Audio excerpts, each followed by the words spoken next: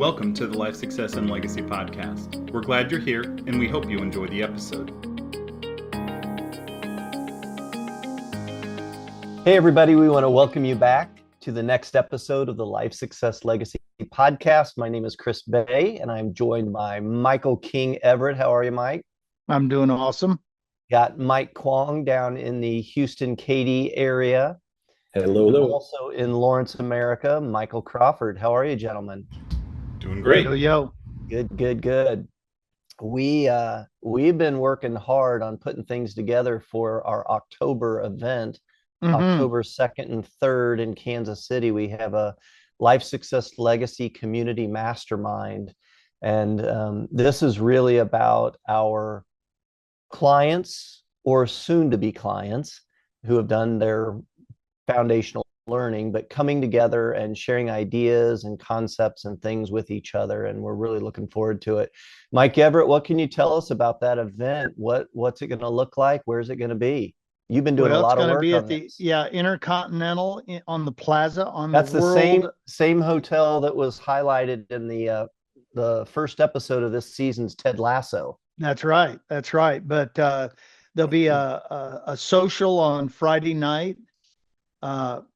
It's when we say social, it'll be social. There'll be hors d'oeuvres and just fun and conversations. And then on Saturday, literally all day, we've got the entire day that we've mapped out for a mastermind. We're going to have breakout sessions and fun.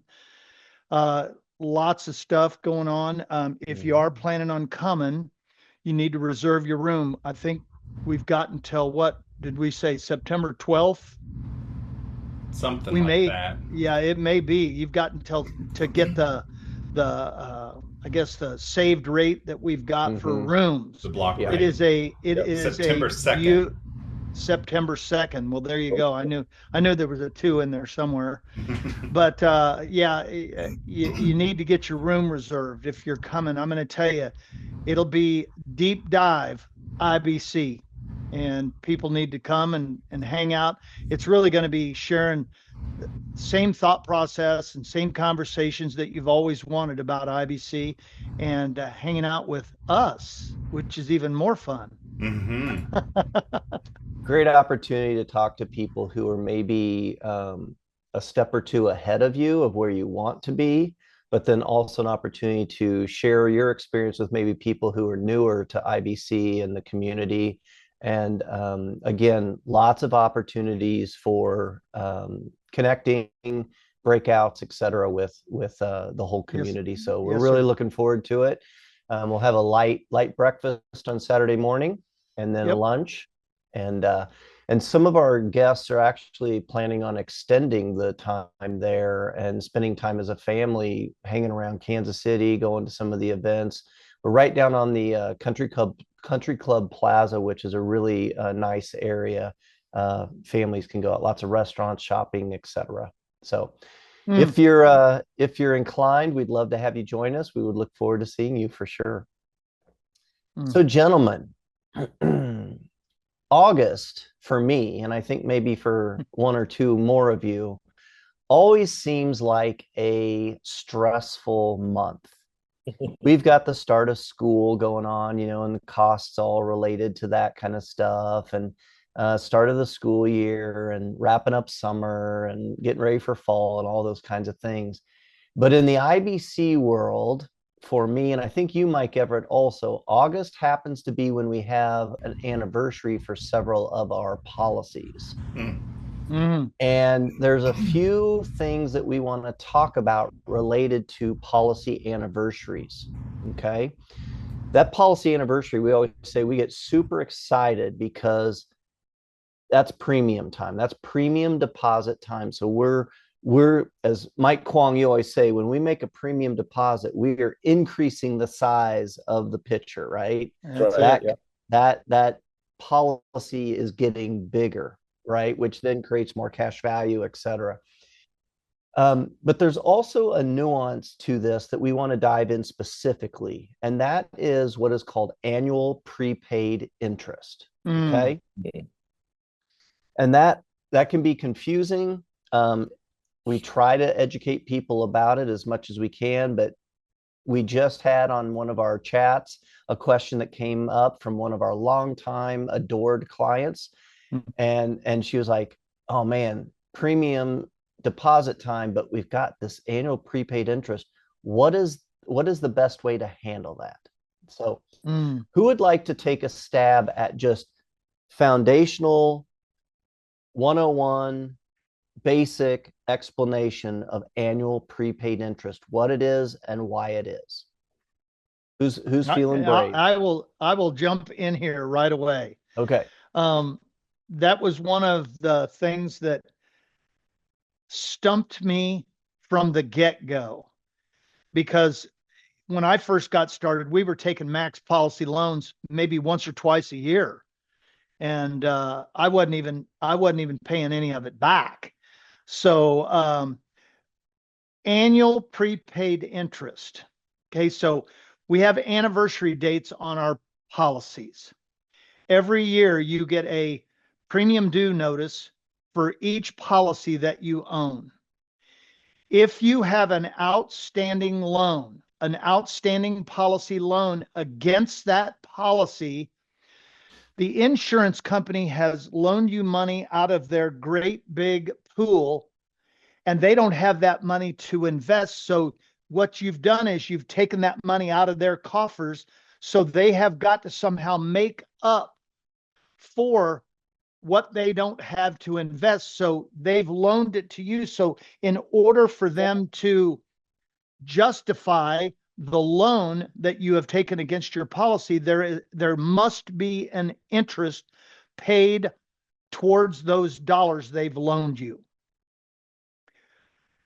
If you go year after year after year, and I know I'm kind of pushing ahead now, that means that you haven't paid back the full loan, and there's interest due on that premium due notice, the anniversary date every year. The interest is how they offset the money that they've loaned to you that they don't have to invest. That's right. So but that interest comes due at the anniversary date of each policy that you have a policy loan out on. Mm-hmm. So in other words, when I make a premium deposit and I don't touch the money, the life insurance company is not going to let it just sit there, right? They're going to go and invest it. That's right. And they're investing it in relatively safe things. They don't need a huge return. They just need steady growth. And so let's just say it's in between 3 and 6% return that they get. So if I just put my premium deposit in and let them invest it, that's what I'm going to get, right? Yep. But many of us are using our policies to finance life, investments, et cetera. And so if I take that cash value loan against my policy, that's actually money from, like you said, from their pool. That means they don't have that money to go and invest and get that 3 to 6% return. But reminder, we only work with mutual companies, which means we are owners in the company. If we are owners in the company, don't we still want the company to get a return on that investment? Whether 100%. It's going to some outside investment or whether we're using the money, we want the company to get a return, right?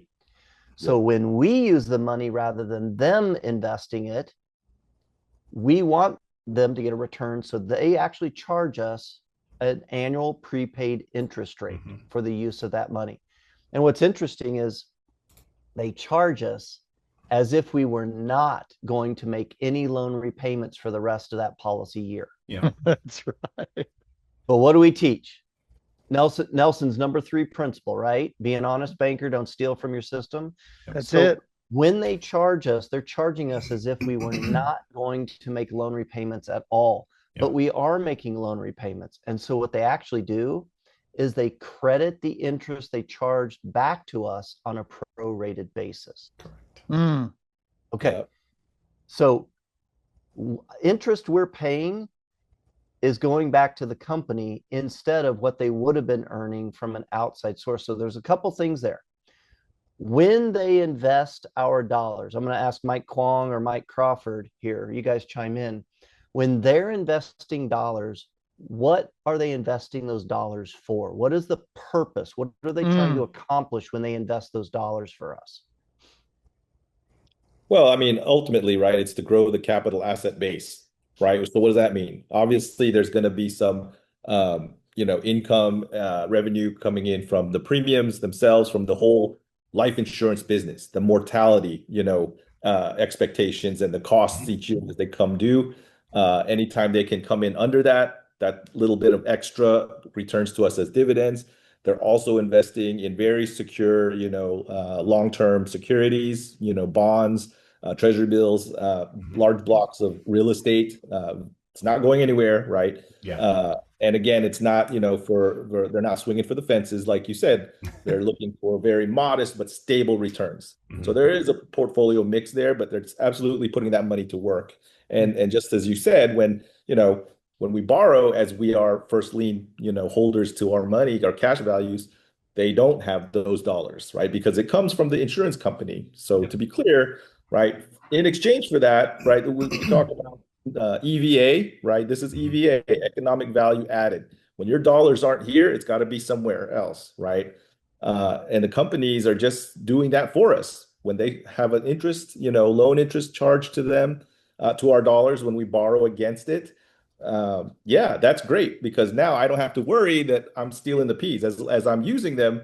As I pay it back, it's already pre-calculated for us, right? And ultimately, even though it's a little bit different than what you might expect than a credit card or something like that, that's charging as you use it, they front load the charge, and then as we pay it back, as we should, we get prorated credits back towards it. So ultimately, it is Mm. what we call simple interest, simple revolving line of interest when we borrow against our cash values. Mm. So, Crawford, when the life insurance company is investing these dollars out in the world in the ways that Mike Kwong just explained, and we know that this is a mutual company, that means those proceeds are coming back to us or shared with us in a couple different ways, right? Yep.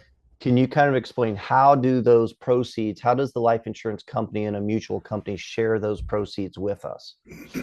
Yeah, so I mean, Kwong did touch on this one. It comes back in the form of a dividend in one capacity, and then the other one is actually to pay out the death benefit. And it's when I first started in this industry, talking about death was a weird feeling, right? Because it's, that's what we sell is the insurance of the inevitable. And ultimately, what we're trying to do is help set up future generations while serving the current generation. Everett has talked about this since the first time I ever heard him do a presentation.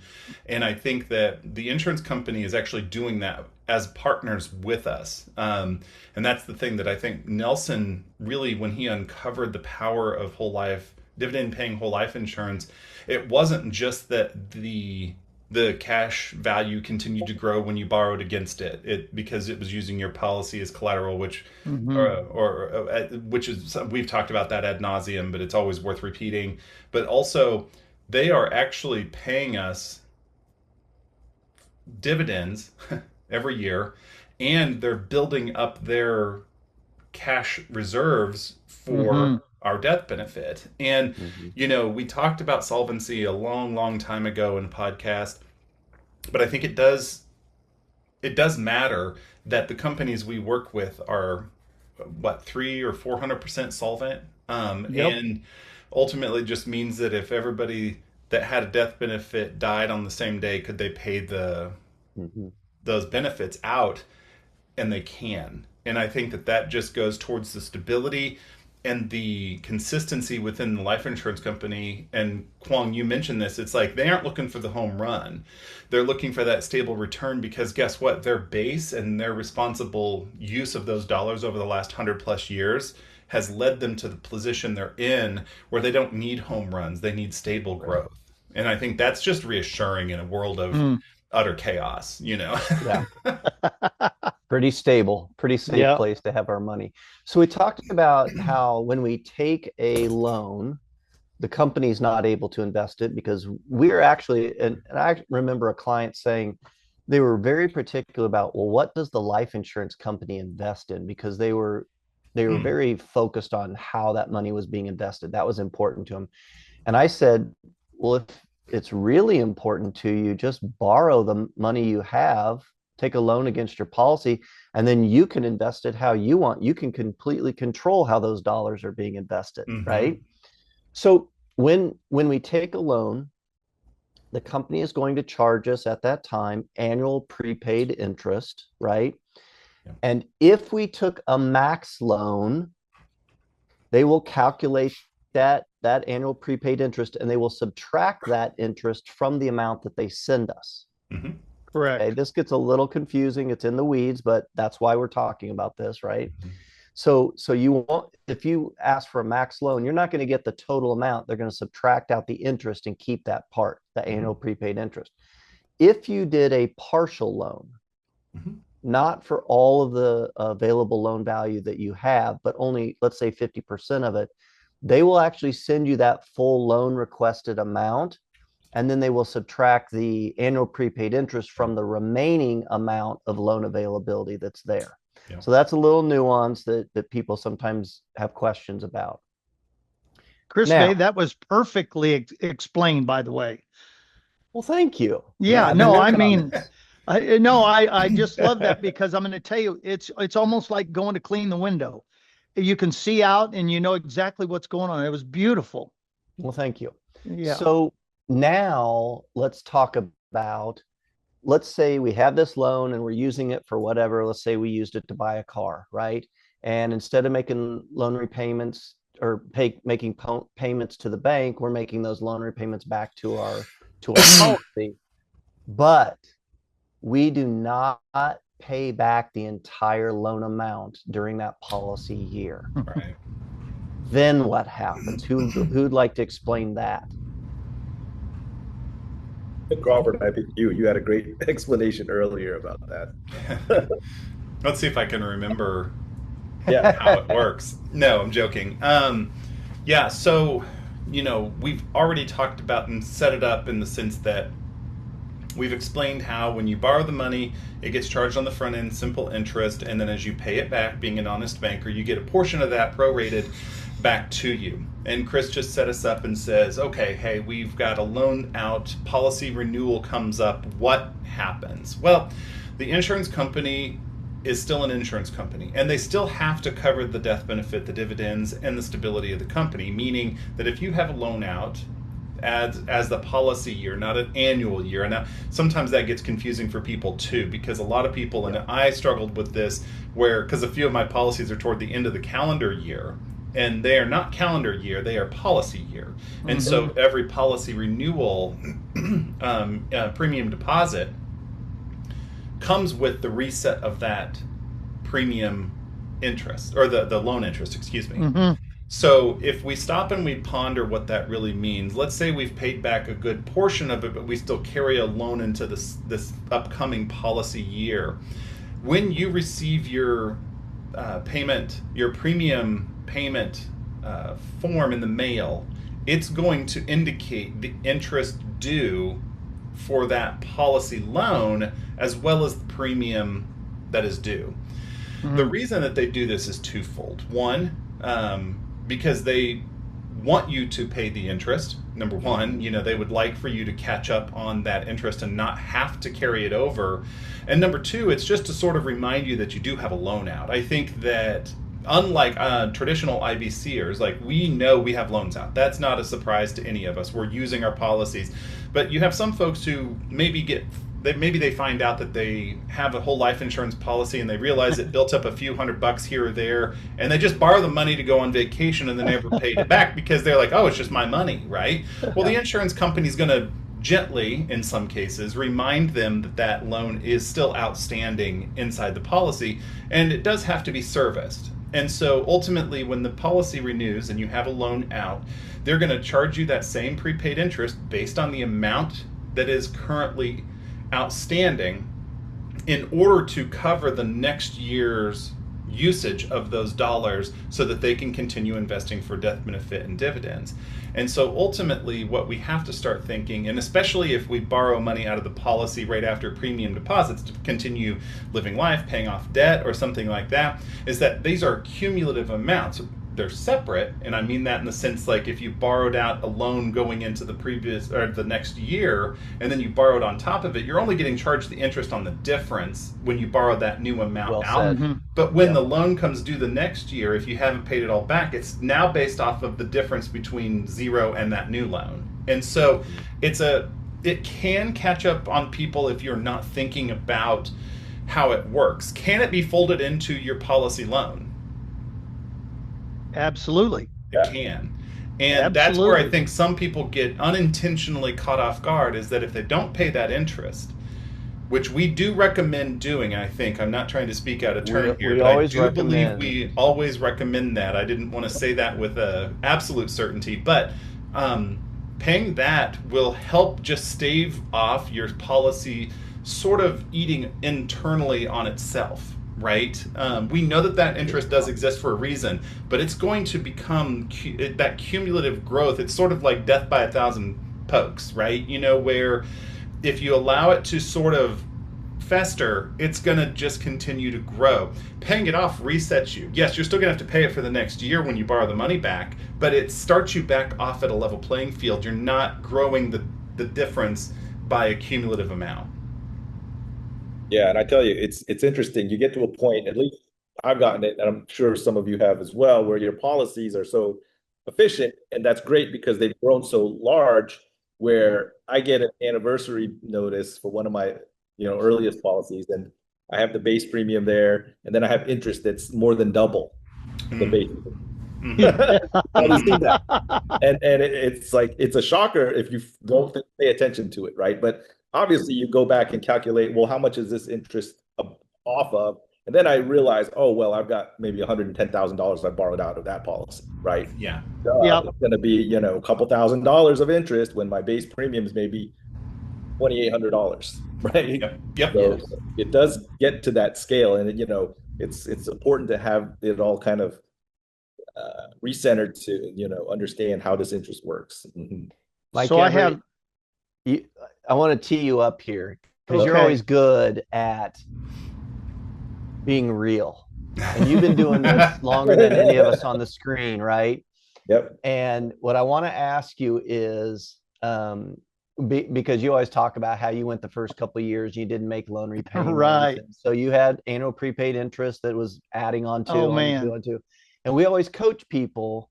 It's always best to pay that annual prepaid interest with new money. Don't let it add to your loan balance. But if you can't, it will simply add to the loan balance. My question to you is, you've started IBC back, what, 15, your oldest policies, 15, 21. 21 years ago. 21 years ago.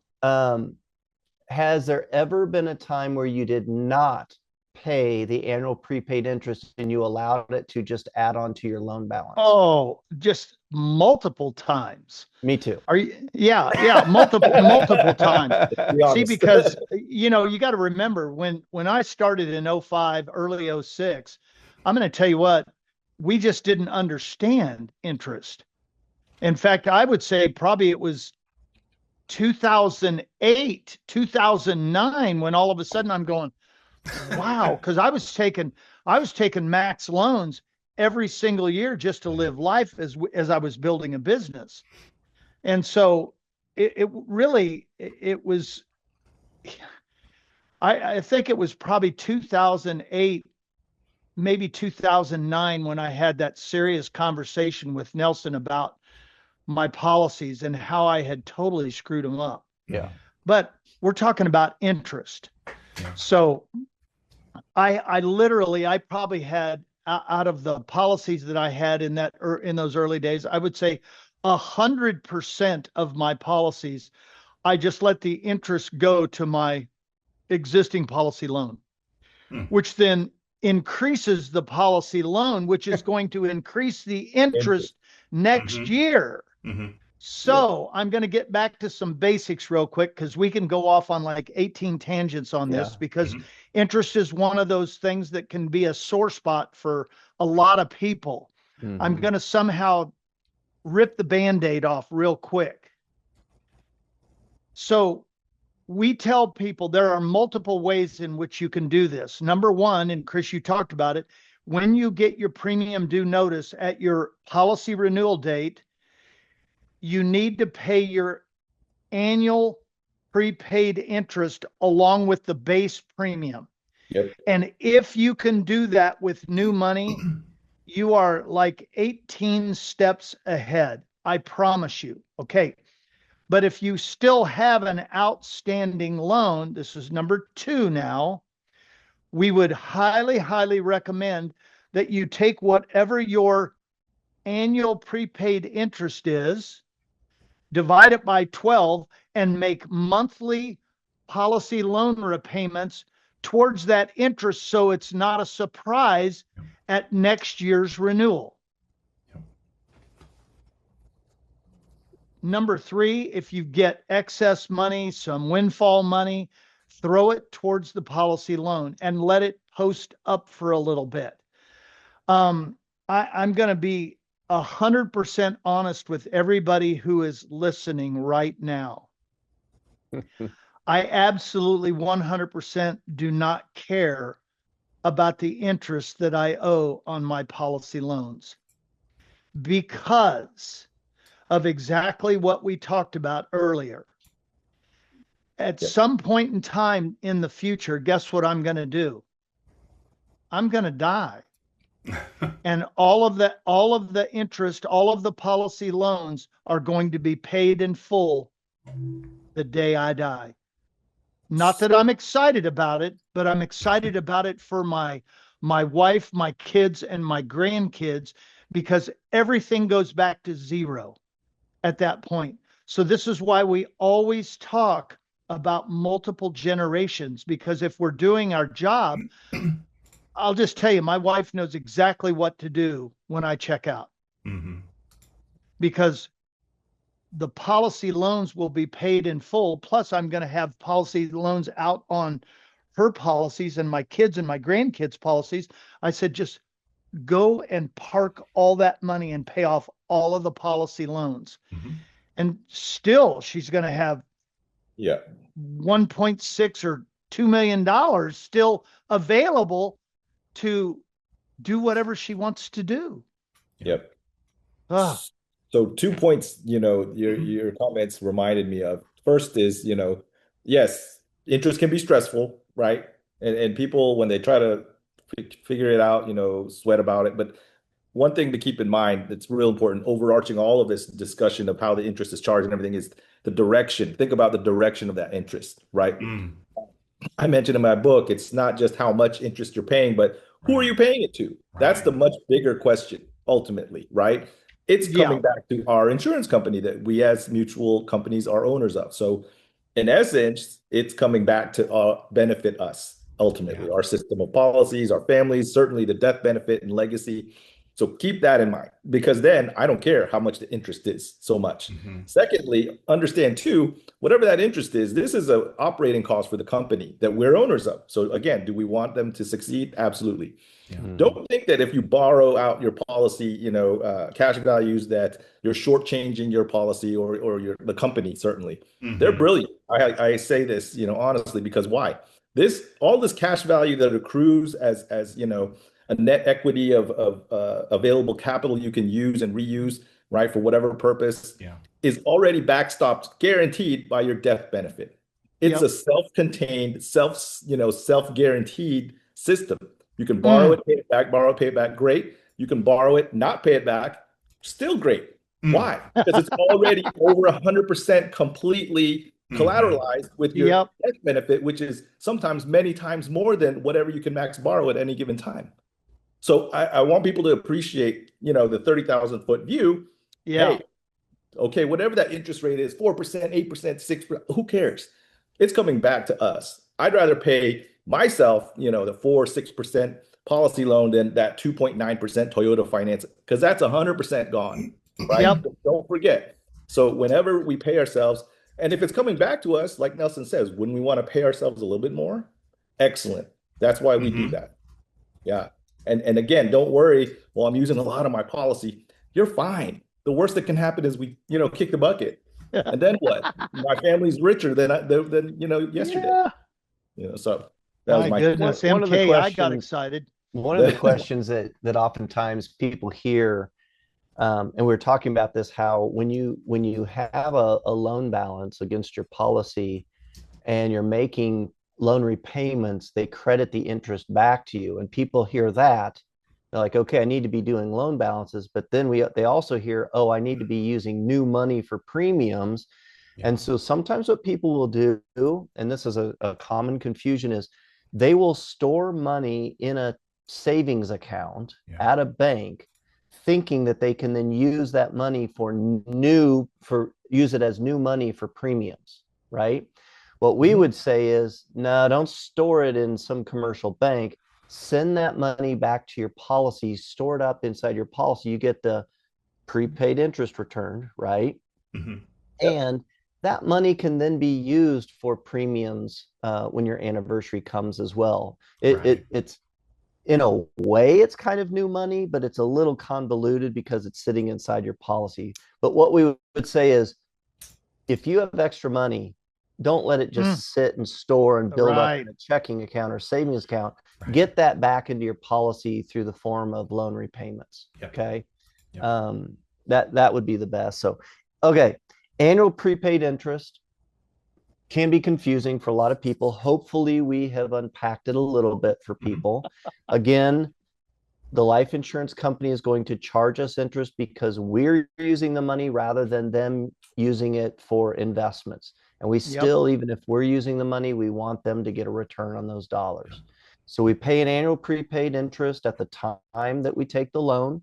And then again, based on whatever the loan balance is at our premium anniversary, right? Yep. All right. Anything else that we need to clean up before we wrap up this topic? No, I think we did it. This is a topic that we could categorize in the weeds for sure. This is It an in is. the weeds topic. Some people don't ever care about this stuff, but there are people out there who do. So we wanted to explain the annual prepaid interest for sure. I think my only wrap up would be keep chattering in the community channels. This podcast was born from those conversations as more of a, hey, just a placeholder. This will last for a long time on YouTube or wherever, and it's just a good thing. But ultimately, those communications and that community is extremely vital. It's extremely important, and the voices and the people on there, including ourselves, we communicate and participate, are all helping us grow this entire machine Community, and the community in general. So Mhm. keep up those conversations. You just made me think of a topic that we've possibly going to discuss in the future, and that is like the tipping point or finding the 10%, right? Yeah. Our community, through chats, through meetups, through the masterminds of things, that is a powerful group of people that are supportive, that are like-minded, and that are growing and helping others help themselves so that they can all thrive. So, all right, gentlemen, great topic. Thanks for your input on this. To our listeners, check us out at lifesuccesslegacy.com. We'd love for you to join us at either our upcoming mastermind, if you're a client or a soon-to-be client, or check out our other learning events that we have, whether that is the webinar that Mike Everett does, or jump on a boot camp. We'd love to have a contact with you and have a conversation, get to know you. So join us again at our next episode. Until then, thanks for joining us.